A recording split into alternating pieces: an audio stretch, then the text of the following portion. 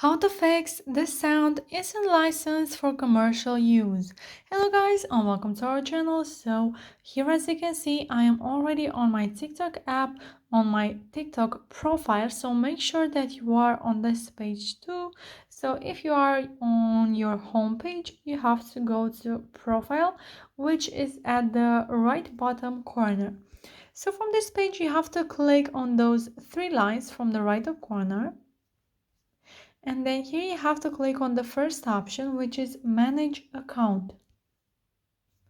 So here we have account information, phone number, email and password, and after that we have account control. So here we have switch to personal account.